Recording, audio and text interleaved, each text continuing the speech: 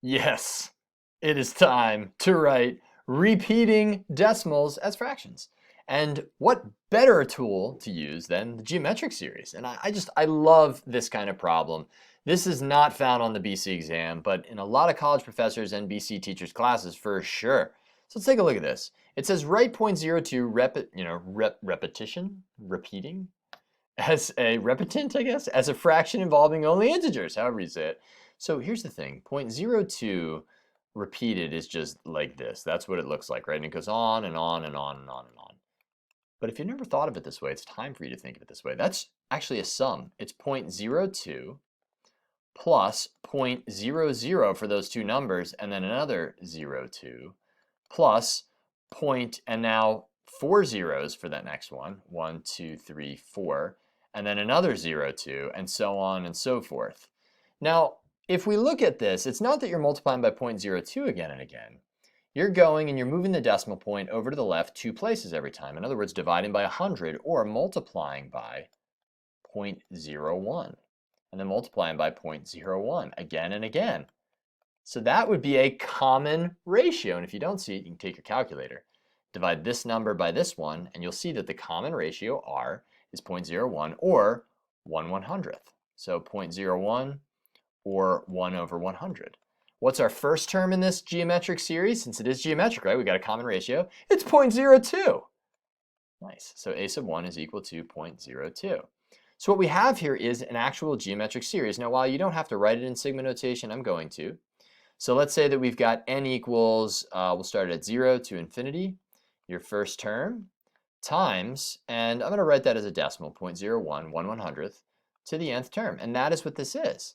That would be equal to, well, remember, our sum is always the first term divided by 1 minus r. Now, we know this thing converges. If not just because we know this decimal converges to some finite value, we also know that the r value, the absolute value, is less than 1. Now, we weren't asked to justify it, so I'm just stating it out loud here.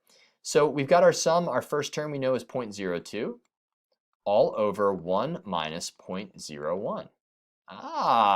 Now to actually be able to write this as a fraction, it might be easier to rewrite each of these as fractions. So this right here is going to be 2/100ths. That's what we get up in the top. And 1 minus 0.01 is 0.99 or 99/100ths. Ooh, and when we do this out, that's 2 over 100 times 100 over 99, right? When you divide by a fraction, you multiply by the reciprocal, and that's 2/99ths. So what does all that mean? It means that 0.02 repetant is 2/99ths. And that's what it converges to. Isn't that really cool? I think it's pretty neat. It all starts with the rewriting of this as a geometric series, recognizing that that's what it is. I think it's so cool. Now, let's take a look one more time at this one. We're going to show why 0.9 repetant, there we go, is equal to 1. All right, well, we're going to do something similar to what we did last time. 0.9 repeating is actually equal to 0.9 plus 0.09 plus 0.009 plus 0.0009 plus, and you get the pattern, I think, plus dot, dot, dot. Now, what's that going to be as an nth term? Well, let's take a look here. We start with 0.9 and then we divide by 10 to go one decimal place over. So that's the same as multiplying by 1/10. I'll do it with fractions this time. Then we multiply by 1/10 again, and then multiply by 1/10 again, and we keep going on and on. So that's our common ratio between every single term in this series. Whoa! So r is equal to 1/10. What's our first term? 0.9. We'll call that a sub 1 in this case. So that's going to be equal to 0.9. So this total sum of this, we know, since it's a geometric series, is going to be that first term over 1 minus r. So that's going to be equal to the first term, which is 9/10ths. I'm going to write that as a fraction. We saw from our experience in the last part of this video that might as well just go right to that. 9/10ths over 1 minus 1/10, or 1 minus r, using that formula. So this is now equal to 9/10ths over 9/10ths. And that's equal to 1. So 0.9 repeating is 1. And you might be like, no, it's not, bro. It's 0.99999999999.